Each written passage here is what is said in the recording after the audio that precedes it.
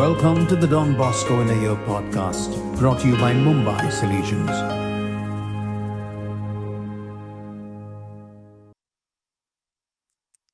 Day 5. Many times you have asked me at what age I began to take an interest in children. When I was 10 years old, I did what was possible at my age and formed a kind of festive oratory. Take note, though I was still pretty small, I was studying my companions' characters. When I looked closely at someone, I could usually gauge what he was thinking. This gift won me the love and esteem of the boys of my own age, and I was thus in demand as a judge or friend. For my own part, I tried always to help and never to hurt, so my companions were quite fond of me. I would take their side when quarrels broke out. Though I was not very big, I was strong and brave enough to stand up even to older companions. When arguments, questions, or quarrels of any kind arose, I acted as an arbiter, and everyone accepted my decisions with good grace. But it was to hear my stories that they flocked round me. They loved them to the point of folly. I drew on many sources of my anecdotes, sermons, catechism lessons, and stories I had read in the Kings of France, in Wretched Guereno, and in Bortello and Bortaldino. When I appeared, my companions and even grown-ups would run to me in a crowd and clamor for a story from a fellow who scarcely understood what he read.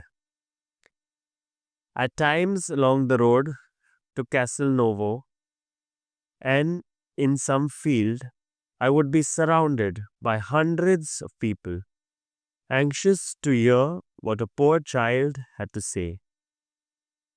Apart from a good memory, I lacked any knowledge, but they seemed to think I was a great scholar in their midst.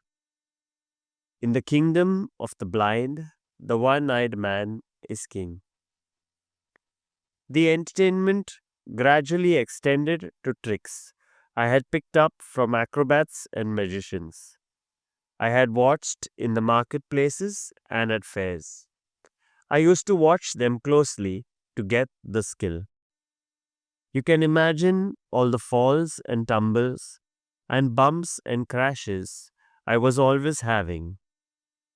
But would you believe that by the time I was 11, I could juggle, do mid-air somersaults and the swallow trick, and walk on my hands?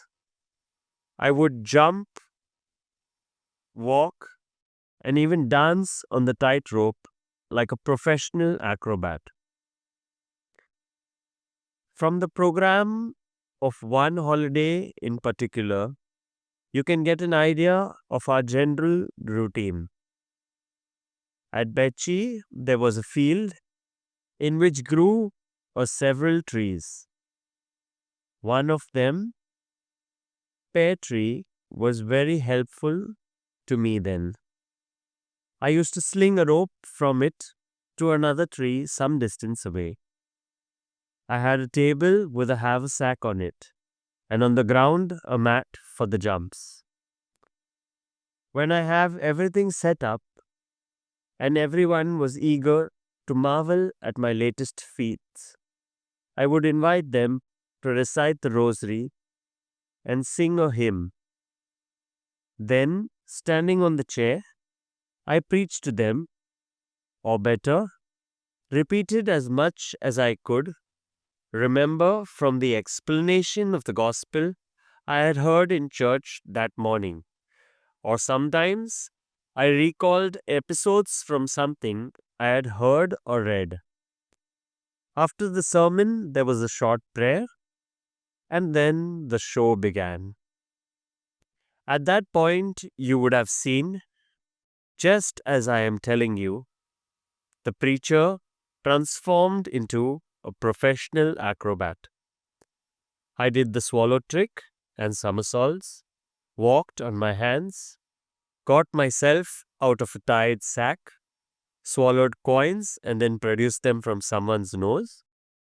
I multiplied balls and eggs, changed water into wine, killed and chopped up a chicken, and then brought it back to life so that it crowed better than before. These were part of my stock in trade. I walked the tightrope like an ordinary path, jumped and danced on it, and hung by one foot or one hand, sometimes by two. This went on for several hours. At the end of it, I was tired. A short prayer brought proceedings to a close, and everyone went about his business. Those who cursed or engaged in bad talk or refused to join in the prayers were not allowed to watch the show. Our reflection: Don Bosco's passion for catechesis and faith formation was seen already when he was a little boy. How passionate are you about catechesis of the boys and girls around you? Do you think you have what it takes to incite a burning desire within the young to listen to the Word of God through you? How determined are you to gain mastery over the latest means of communication for the sake of communicating the Word of God to the young?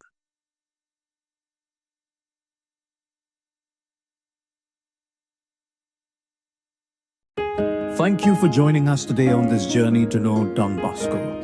May these reflections deepen our faith, guide us closer to God each day, and hope to see you all tomorrow. Till then, keep seeking, keep praying, keep growing.